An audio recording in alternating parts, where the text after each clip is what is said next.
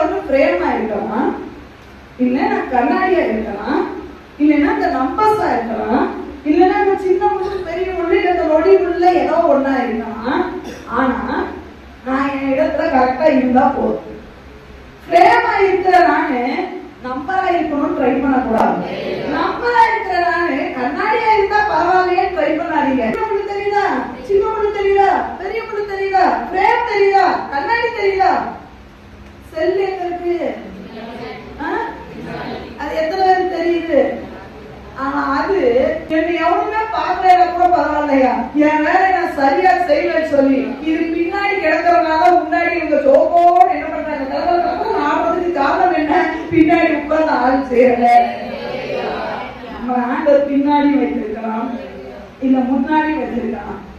இன்னைக்கு சின்ன விஷயமா தான் தெரியும், நாளைக்கு அது சரித்திரமா ஆண்டவர் உங்களுடைய வாழ்க்கையில மாற்றம்.